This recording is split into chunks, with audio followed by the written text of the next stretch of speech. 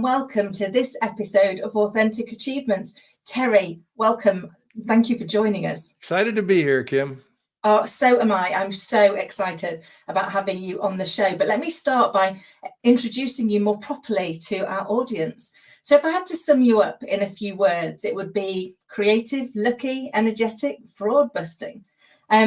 Terry Rich is a successful CEO, president of 25 years, who loves to engage and entertain audiences across the globe.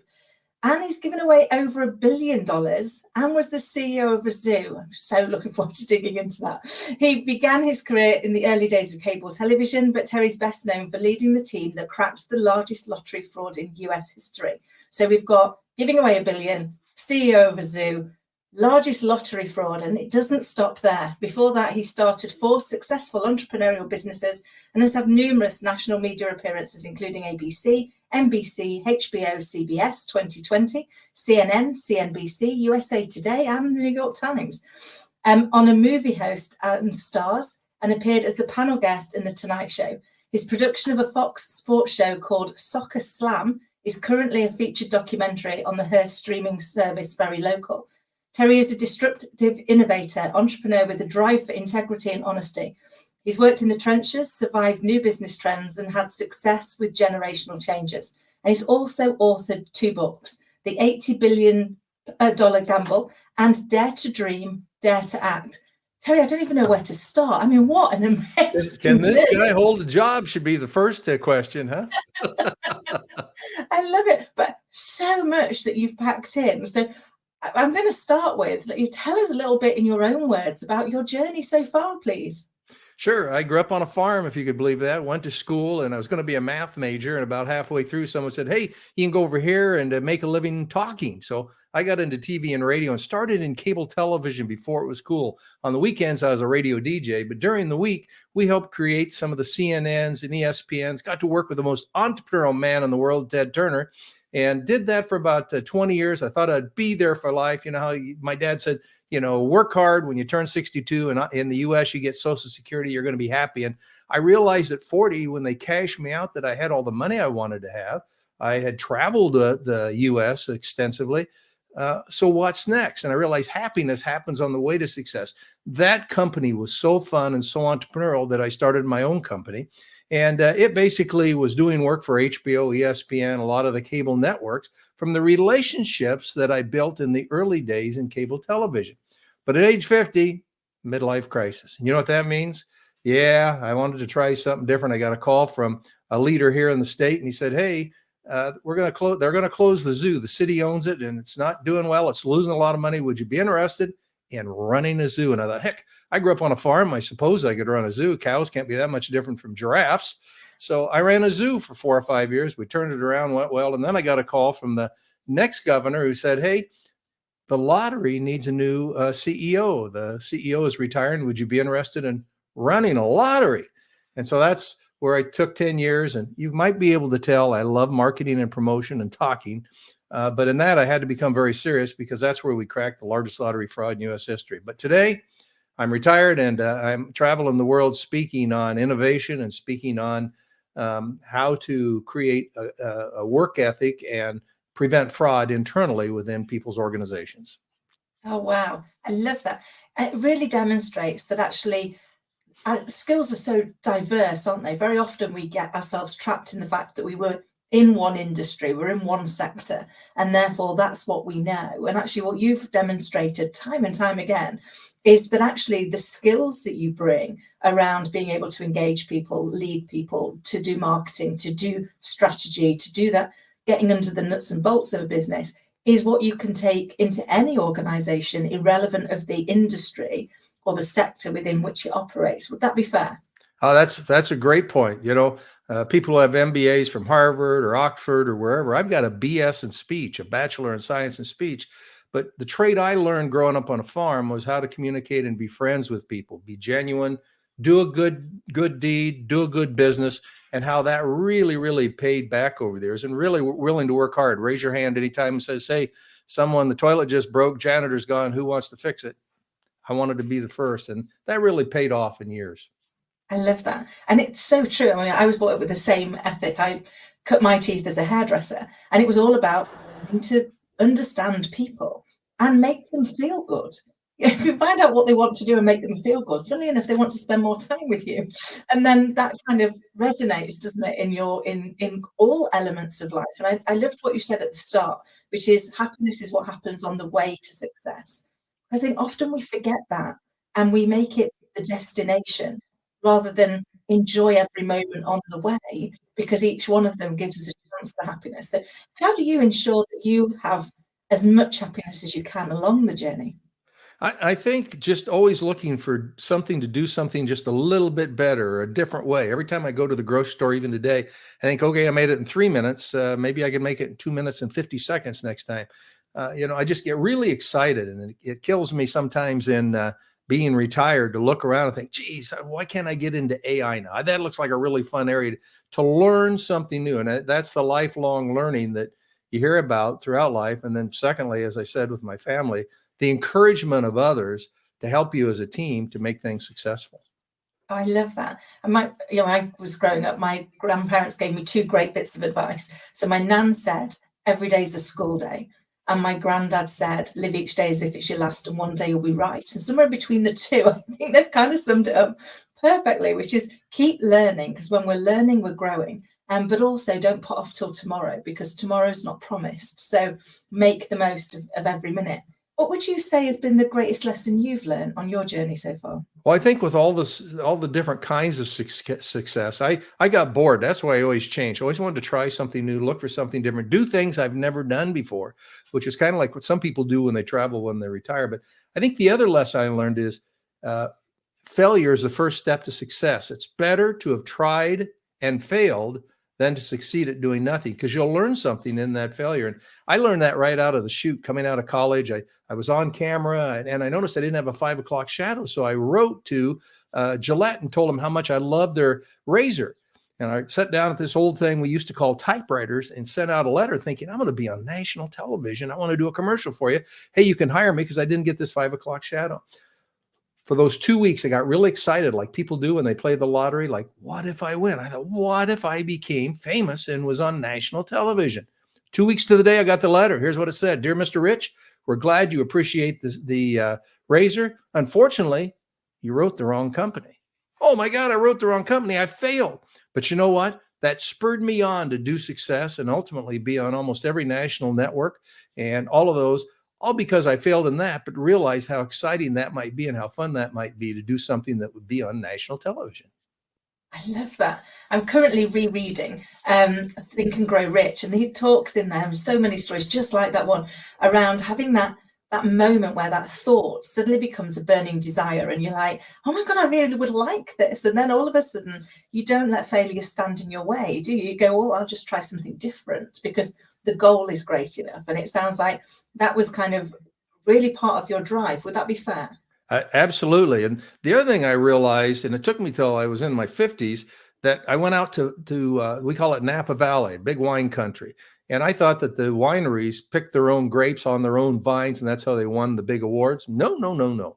They go out and look for the specific grapes. So they get a big bushel basket and get 100, 1,000 grapes of different varieties. How important diversity and having different thoughts when you're trying to create an innovative environment around the table, or how important that is, because they would find the right grape for that year that had the right flavor to make it. So I work really hard, and you can see I'm going to be bouncing all over the place. I'm always thinking about something different anytime. Well, you name a subject, I love to think about new ideas and how do we make it better, more successful. And that's not just in revenue, but also in expenses. A lot of people are just trying to control expenses. There are a lot of ways to be very creative to control expenses, but make it work.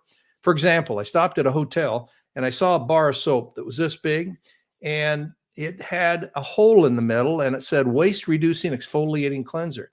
And I realized that an accountant somewhere got really creative and thought, a bar of soap, when you're in the shower in a hotel, you only use it 1 or 2 nights. You only use about that much off the outside. Let's cut a hole in the middle, put that on the sink and put that in the tub or shower. And lo and behold, now we've cut our soap expenses by half by just 1 bar of soap rather than 2 in that. I thought, wow, that's really creative.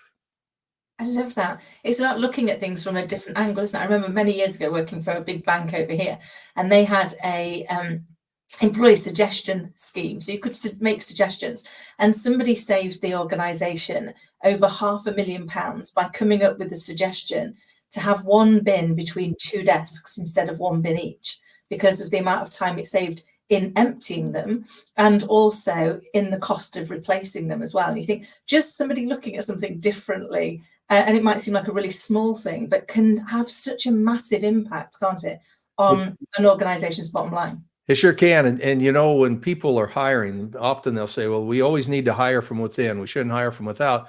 But that's often where you get a lot of the new ideas. I found going into an organization like the zoo is losing $500,000, almost £1 million, to say, what could we do differently? And you get the no mans, no, man, we can't do it unless we spend $2 million on a new tiger exhibit. And I said, well, what do we have that we could make the same amount of money without spending it at this point? And we thought about it and we thought, poop. I mean, all animals poop, don't they? So we did an exhibit called Scoop on Poop. So little kids could come in and laugh and giggle to see what elephant poop and tiger poop and all these different poops look like. And we we cash flowed this zoo within a year because everybody was they were telling their friends at school. And so if you look at it in a completely different way, then okay, the only way we can succeed is to have this, this, this, and this. You're missing out. And especially if you're not thinking globally and having a very diverse group of minds brainstorming when you do it. I love that. I love the whole, it reminds me of one of my little girl's favorite books, Pooh in the Zoo. When you told me that story when we chatted before, and I was like, it is because it's so fascinating to children, isn't it? Yeah. taking something that quite literally is waste and using it to fuel the success of the organization really does demonstrate the power of actually thinking outside the box. And to your point, inviting more people in to have those different ideas, isn't it? And saying, and when you get one good idea, the second one comes, because then we had another employee come and said, you know what?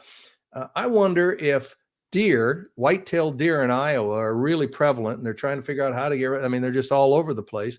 And they said, I wonder if tiger poop the tigers are predators and deer are prey. What if we sold the tiger poop in a box for $20, and then people could put it around their plants and flowers, and it'd be a natural repellent? So we did that. We made $20,000 that summer, all because we started with an idea and then just kept building upon it. I love that, because I think creativity breeds creativity, doesn't it? To your point, we should start to open the box of ideas and come at it with that open-mindedness that there's no such thing as a silly idea. Because even if they end up coming out as being impractical, very often sharing that one triggers somebody else to think of the thing that will make it work. Well, the encouragement is the big part of that. And that's what I found. I grew up in a family that were very encouraging. If I messed up, they'd say, well, have you tried it this way? But that's why I talk about a two-step process. The first step is daring to dream. When you're doing brainstorming, you want to get together, spend only 15 minutes, and have some rules. No judgment. And also, the no mans can't take you down. Those are the people that say, no, man, we tried that, didn't work, because they've had some history. And so I think that having that first step is just getting that bushel basket and getting 100 good ideas in 15 minutes, and then putting it aside. And then the lawyers, who are also excited about giving new ideas, so they get to give you some crazy ones.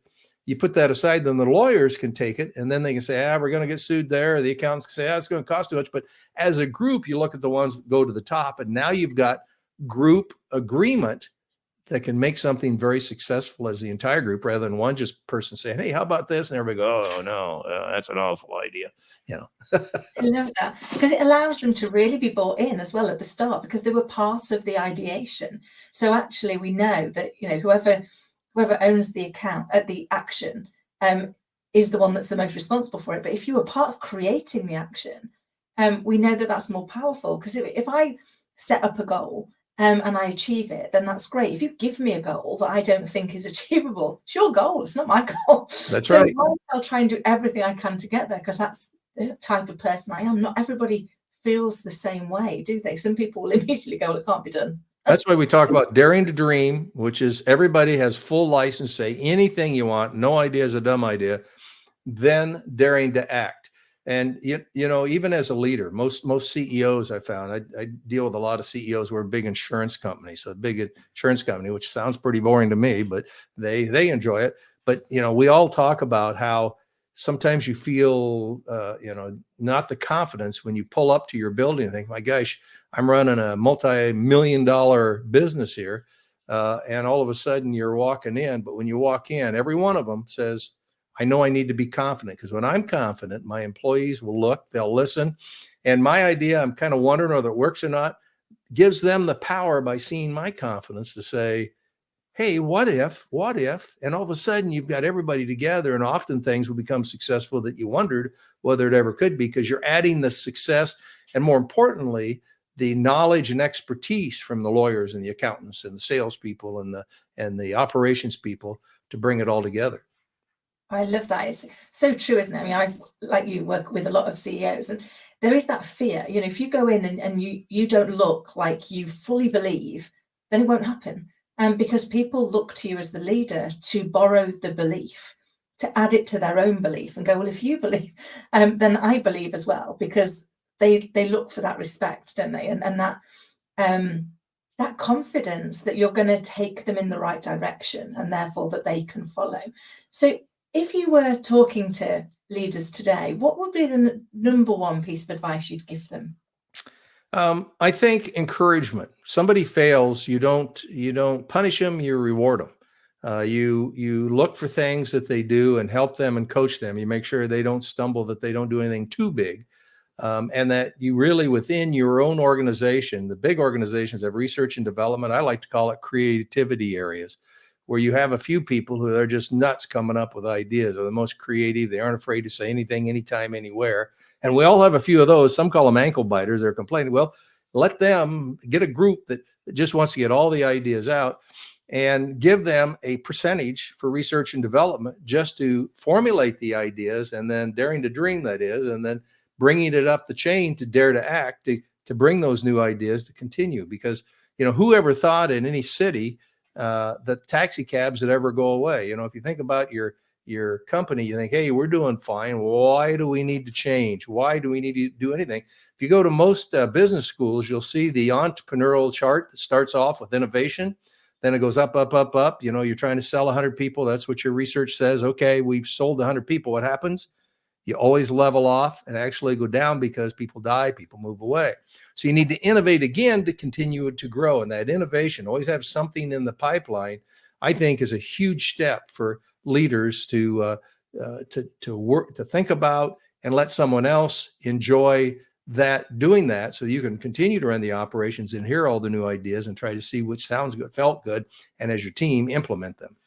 I love that. It's so true. That constant innovation is needed, because as a society and as an environment, we're constantly evolving. So if we don't continue to innovate, we'll become irrelevant, won't we? Because, as you mentioned earlier, AI now is really fascinating. Yeah. We're going to look at, okay, what's that going to do for us next, and how do we lead in that environment? And actually, one of the things I'm seeing more and more of is that the requirement for a much higher emotional intelligence to be able to help people through the associated fear that comes with more things being automated, more things being digitalized, and what that might mean for them, because we're going to have to innovate in how we work, aren't we, to be able to continue to be successful and evolve.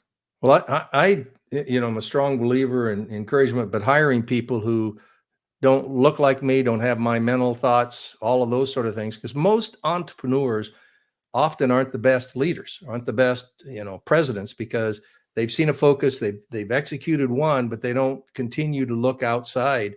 So I think having a really good group and diverse group around you is so important, especially in today's global society, because why just sell to your local province or city when you can sell to the world and make the kinds of money that we're talking about? The other thing you brought up, though, is when you hire people, you can hire the best person in the world, and you never know, but at some point they're going to stumble, and they're not going to stumble professionally. Sometimes it's personally. They're going to get divorced. They're going to have kids that got problems. Almost every CEO I know has a kid that, isn't quite making it yet. They got all these worries at home that go along with that. And then with that comes a temptation. And that's why I did the book that I figured out. I didn't realize as a CEO how important checks and balances and policies were. And that is to make sure you have those checks and balances, because when somebody gets desperate and they need the money, if you have the right checks and balances in, then they've got the devil on their shoulder saying, you better not be doing that.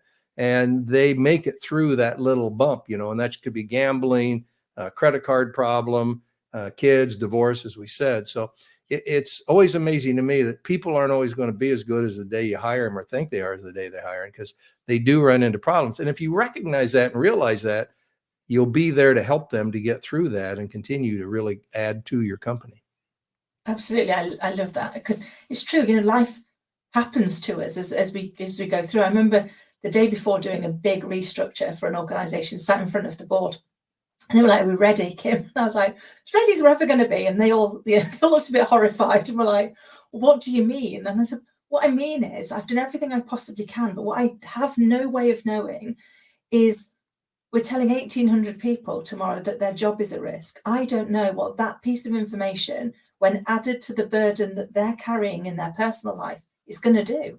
And I'm never going to know that. So all I can do is be there for them, hold the space for however it's going to be, and then help them find a way through."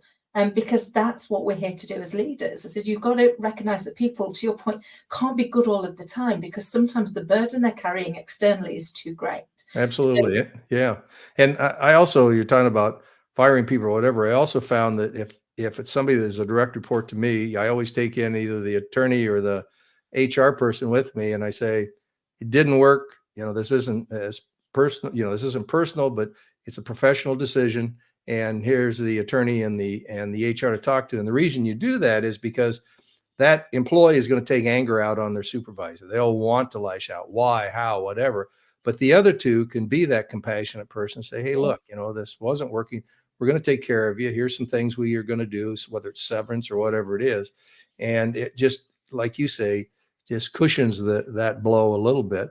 But I think everyone realizes if something doesn't work. But again, the big step in all of that is letting them see how the company's doing, where we're doing well, where we're not. And it isn't a surprise when it actually happens. I mean, they'll still be a little surprised or shocked, but knowing that, hey, we've got to do what's best for everyone here, including you, because you're not happy here, and we aren't at this point with what we need to do. So those are the hardest things, but your compassion that you talked about is really, really important. Yeah, and I think it's that part that it's around making sure that they don't leave harmed as a result of the fact that it's no longer working. And I think, to your point, if you do that with care, people know if it's not working. It's usually not working for them as much as it's not working for the organization. But what we don't do is have the courage to be transparent and vulnerable in both instances, which allows people to kind of keep their pride intact, because that's what people lash out about, isn't it? That sense that you're taking something from them. And no doubt about that. Yeah, those are the hardest things to go through, and you love it when it's all positive and happy. And as we talked about, creating new ideas. And the most fun is when you have success, right, in a company. And that's really where they come back later on and say, I know you didn't like this or that, but I'm really excited that it worked. And success is really fun when it happens. It is. Success is fun. And I love what you said earlier about having those checks and balances in place, giving people that safety net, because actually once you know those bits are done, then you're right. One, it gives you the devil on the shoulder, but also it allows you to almost have that confidence that you can't take that step. Someone's taking it away. Someone's making sure that you don't do anything wrong that's going to impact you as well. And I've worked in heavily regulated industries for a lot of years, and actually, if you put the right governance and infrastructure in place, it starts to make your life really easy because those checks and balances are there. So you've got that peace of mind, and therefore you can spot early if people need some help and then intervene before it becomes worse. But that doesn't mean you can't be creative as you do that. Working for the state, I really sense it's better to have tried and failed than do nothing at all and succeed, because it felt like state employees wanted to do nothing at all and just get through the next boss if it was an appointed position. So, having ways for them to get creative and add to the success, you just see them light up. There's just a whole different feeling within a very state organization that has the principles, but principles are important. No, absolutely. And I think you're right that you can be creative in how you do it. And actually, regulators don't expect you to never make a mistake. If you never make a mistake, it actually looks a little bit more worrying because Well, you're not taking risk. You're And not pushing the envelope. If you're not pushing the envelope, you're not contributing. I mean, you really want to find ways, and you shouldn't succeed 100% of the time. Or again, you're not pushing the envelope to really become more successful in what you want to do. absolutely. I could chat to you all day. It's always so much fun and so insightful. I'm very, very conscious also of your time. You've shared so much with us already, but if you had one overarching piece of advice for people to go out there and do that, dream big, and then take action, because I think often people do one or the other, but rarely do both. And therefore they dream, but they don't act, or they act, but they've not attached it to a well-defined dream. What would your piece of advice be? I think the two steps, I'm going to go back to people who are just getting started. One is, we talked about it. If you want to do a new business, go work for someone and learn all the other aspects of the business. I mean, you may know specifically a product, but not how to do the accounting or the legal. When you're in an organization, you can absorb a lot of that. The other is raise your hand, volunteer. Talked about that. You'll be noticed, you'll be seen, but you'll be a hard worker by volunteering for anything and everything. The thing I did not learn that I'd love to pass along is how to relax. I'm a A-type. Kim, I sense you are too. That means we're go, go, go, go. But how do you relax and really enjoy? Because when I try to relax, I'm always thinking about, well, I just saw that TV show. How could, I should have done that TV show, those kinds of things. And I would like to be able to do that without winding it down too far, because I think drive is very important. But finally, if you're not happy, and back to happiness happens on the way to success. If you're not happy today, you're not going to be happy tomorrow. If you keep saying, well, when I get this project done, I'm going to be happy. No, it's the old concept that when you go into a room, you don't say, I had to come to this meeting today, hear him on the phone. I have to do that. You change that to, I get to, and everything you do during the day, just use the word get, not have. And you'll start a positive attitude and looking forward. I get to go to the meeting today because I'm part of this organization. I'm part of the decision, and I'm proud of that. And all of a sudden, you'll feel a whole different sense of positivity than you would thinking, oh, geez, I get through this project, or I just have to do this. No, I get to do this project is a whole different feeling. Oh, I love that. It's amazing, isn't it, how some of the most powerful words in our language come down to just 3 letters. So I get, and I can see, I get to do this, I get to do that. It totally changes your energy. A little bit like if you put yet at the end of when something hasn't happened for you. If you say, I'm not good at colouring, that's my little girl. I'm not good at colouring, mummy. I'm like, you're not good at colouring yet. But let's look at how much better you are today than yesterday, how much better you were yesterday than last week. How do you feel about it now? She's like, mummy, I'm really getting good. Yes, you are. So I think sometimes it's the smallest changes that we can make that have the biggest impact, because if we change it in here, we change it out here. And I think you've demonstrated that so eloquently throughout your journey and throughout today's conversation, which is you've got to pick your mindset and make sure that you get the happiness from within. And if your soul doesn't sing in doing what you're doing, do something else that makes it sing. Would that be a fair summary? I think it'd be a really fair summary. Terry, it's been such a joy. I love the opportunity to chat with you. You've shared such invaluable insight for people as well, and clearly demonstrated that actually, if you've got a passion and a drive, you can make anything happen. I'm in agreement. Kim, this has been fun. I've got a new friend and a friend across the pond. Oh, absolutely. And I'm so looking forward to our next chat. So how can people get in touch with you? It's pretty easy. Remember, I speak, terryspeaks.com. It is the website, Terry, Terry speaks.com. Has all the information, background, bio, how to get a hold of me. If you need a speech somewhere or a keynote. I love traveling the world and I love saying hello. Amazing. We'll make sure all of that is in the show notes. And I can't go without just asking one thing. Tell us about the $1 billion that you gave away.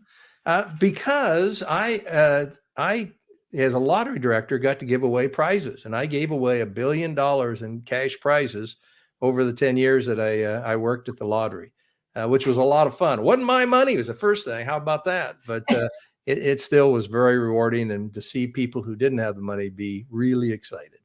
Oh, it must have been such a gift to be part of that and to see those things that really can change people's lives. Absolutely. And with my last name of Rich, it kind of seemed appropriate. I was going to say the fact that you ended up running the lottery. I mean, you were perfectly named for that role.